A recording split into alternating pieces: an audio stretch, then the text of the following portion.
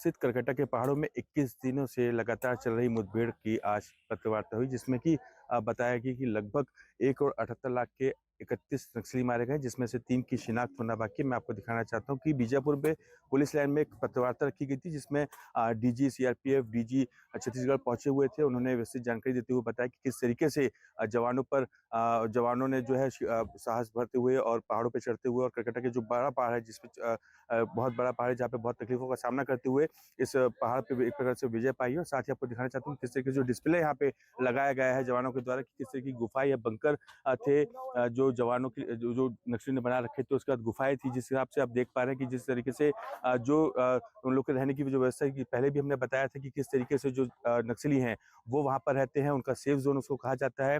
कई प्रकार के हथियार वहां मिले हैं। उसके बाद मैं आपको दिखाना चाहता हूँ कि देखिए एमिनेशन, हथियार बनाने की मशीन भी वहां पे मिली है, जिसको कि वहां पे जला दिया गया है, नष्ट कर दिया गया। उसके साथ भी कई तमाम ऐसे सामान मिले हैं जो चौंका देने वाली चीज होंगी। कई इसमें जनरेटर की भी अगर बात की जाए तो जनरेटर भी मिले हैं, क्योंकि वहां से ला पाना इतनी दूर तक संभव नहीं। तो उसके साथ डेटोनेटर वायर और कोडेक्स वायर भी काफी संख्या मिले। अपने साथी दिखाना चाहूंगी, दिखाई देखिए कोडेक्स वायर है कि इसकी कितनी लंबी कतार है, कितनी संख्या में ये मिले, इससे देख के अंदाजा लगाया जा सकता है। और साथ ही अगर हम बात करें, क्योंकि नक्सली अधिकतर आईडी से विस्फोट करते हैं, तो उसके लिए फ्यूज वायर का इस्तेमाल किया जाता है, जो कि यहाँ पर डिस्प्ले में लगाया गया है। ये भी वहां से रिकवर हुआ है। साथ ही कैमरे फ्लैश जो वहाँ पे जो नक्सली है इस्तेमाल किया करते थे, उसके साथ बैटरी है। और ये एयर गन है, जिसको अभी जैसे कि हमने एक जवान से बात की, तो उनका कहना है कि जो नए नक्सली संगठन में शामिल होते हैं उनको बताया जाता है, सिखाया जाता है। तो इस एयर गन के माध्यम से उनको सिखाया जाता है। पहली प्राथमिकता इसको दी जाती है। उसके बाद अगर हम बात करें स्टेप की, तो उसके बाद ये दूसरी जो बंदूकें हैं, हैंडमेड बंदूकें हैं, उनका इस्तेमाल करना सिखाया जाता है। और पीछे आप देख सकते हैं कि किस तरीके से बीजीएल सेल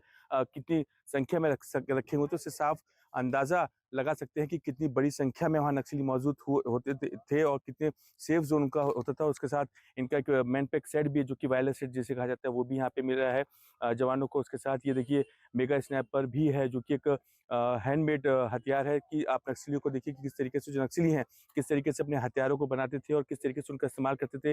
बाकायदा स्टैंड के साथ उसका हथियार इस्तेमाल करते थे। उसके साथ उनकी गोलियां भी यहाँ पे रखी, और छोटी छोटी जो फ्लैश पिस्टल है, जैसे कि बताया कि डराने के लिए वो पिस्टल रखी जाती थी। उसके साथ 2M की पिस्टल भी रखी हुई है। यहाँ पे बीजीएल लॉन्चर भी रखे हैं, जिससे जैसे कई बार खबरों में आपने सुना हो कि नक्सलियों ने जवानों पे हमला किया है बीजीएल लॉन्चर से। तो ये वही बीजीएल लॉन्चर है जिससे जो नक्सली हैं जवानों के ऊपर हमला करते हैं, नुकसान पहुंचाने की कोशिश करते हैं। लेकिन ये करकट्टा की पहाड़ों में जो सफलता एक मिली है, ये एक बड़ी सफलता के रूप में माना जा रहा है। उसके साथ इंसास जैसी बंदूकें मिली हैं।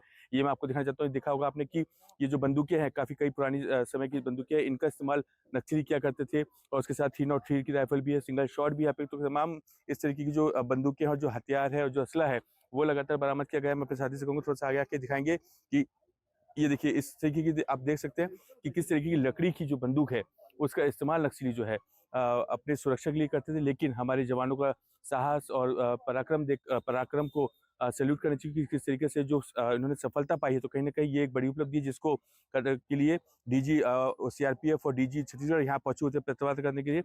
अब देखिए हर बार अगर हम बात करें तो कलर प्रिंटर इनका लगातार मिलता है। इस प्रिंटर का इस्तेमाल जैसे कि हम बताते हैं कि विज्ञप्ति जारी करते हैं, उस विज्ञप्ति को के लिए इस्तेमाल करते हैं। क्योंकि जो भी विज्ञप्ति होती है वो अक्सर देखा जाता है कि वो प्रिंट्स होती है, तो इसी वही प्रिंटर है जिसका इस्तेमाल किया जाता है। साथ ही इनके जो एमिनेशन के पाउच हैं, माओवादी की पिट्ठू बैग है, माओवादी की वर्दियां हैं, जैसे कि माओवादी की हम बताते हैं कि माओवादी की वर्दीधारी नक्सली माओवादी मिले थे। उसके साथ इनका जो मेडिकल किट है वो मैं आपको दिखाना चाहूंगा कि देखिए किस तरीके की मेडिकल किट यहाँ पे रखी है। इसमें इंजेक्शन, सिरिंज और इससे तो तमाम जो दवाइयाँ जो दैनिक उपयोगी दवाइयाँ हैं वो रखे गए हैं। साथ में हैंड ग्लव्स भी रखे गए हैं। उसके साथ जो साहित्य, अगर हम बात करेंगे माओवादी की जो साहित्य की, उन पर किताबें लिखी गई हैं। हालांकि इसमें एक छोटा सा लिखा है स्नैपर क्लास सर नोटिस, तो इससे साफ समझ में आता है कि हो सकता है शायद उसमें जो स्नैपर है उनको कैसे इस्तेमाल करना चाहिए, कैसे किस तरीके से हो सकता है। और उसके बाद मैं आपको पहाड़ का जो है कुछ फोटोज यहाँ पे लगी हुई है वो दिखाऊंगा कि देखिए पहाड़ जो है ये पहाड़ है, और जवानों की जो तस्वीरें हैं वो यहाँ पे डिस्प्ले में लगाई गई हैं। क्योंकि जब ऑपरेशन चला था साथ में ही जितनी भी गुफाएं मिली थी उनको अच्छे तरीके से दिखाने की कोशिश की गई कि किस तरीके से उन्होंने अपना इसको एक सेफ जोन बना के रखा था। कई तरीके की सुरंगें वहाँ पे मिली हैं, जैसे कि हमने एक अधिकारी से बात की तो उसका साफ कहना था कि ऐसी कई तमाम सुरंगें वहाँ पर हैं। और साथ ही अगर हम आईडी की बात करें तो आईडी इतने वहाँ पे उन्होंने प्लान किए हुए थे कि उनको निकाल पाना बहुत एक मुश्किल था, एक बड़ा टास्क था। लेकिन जवानों ने साहस लेते हुए उन आईडियो को सबको निष्क्रिय किया। देखिए राशन का सामान भी वहाँ पर उस करकट्टा के पहाड़ों से पाया गया है, और साथ ही पुख्ता व्यवस्था थी। उसके बाद भी जवान वहां पर एक विजय हासिल करके आते हैं, तिरंगा लहरा के आते हैं। और साथ ही जो 31 माओवादी हैं उनको मार गिराया है। और उनमें से 1 करोड़ 78 लाख के जो कुल माओवादी हैं, जिनकी 3 माओवादी की शिनाख्त नहीं हुई है। साथ ही अगर हम बात करें, क्योंकि एक ये बड़ा ऑपरेशन था, इसको छत्तीसगढ़, क्योंकि अमित शाह है जो केंद्रीय गृह मंत्री अमित शाह, उन्होंने कहा था कि 31 मार्च 2026 तक छत्तीसगढ़ जैसे क्षेत्रों से अब नक्सलवाद खत्म कर देंगे। तो कहीं न कहीं ये ऑपरेशन उस कगार में था। हालाँकि बताया ये भी जा रहा है कि कई बड़े जो नक्सली लीडर है वो वहाँ पर मौजूद थे, लेकिन पुलिस की मूवमेंट देख के, पुलिस का आक्रामक रूप देख के, फोर्स का आक्रामक रूप देख के वहाँ से भाग खड़े हुए। इसमें बीएसएफ का जो हेलीकॉप्टर है उसकी भी काफ़ी अच्छी मदद मिली है। हालाँकि किसी भी जवान को ऐसी गंभीर चोट नहीं आई, कोई कैजुअल्टी नहीं आई, लेकिन जो जवान घायल हुए हैं वो आईडी के माध्यम से घायल हुए हैं।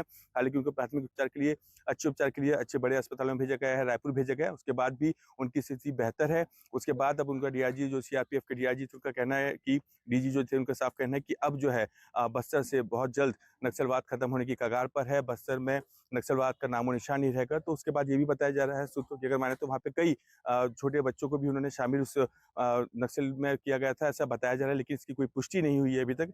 अगर हम देखे जाए इस पूरे ऑपरेशन को, तो 21 दिनों तक चलने वाला एक एंटी नक्सल ऑपरेशन था, और कलकत्ता का पहाड़, इसका ऑपरेशन का नाम रखा गया था ब्लैक फॉरेस्ट। टीवी 9 भारतवर्ष के लिए बीजापुर से मैं सुमित सेंगर।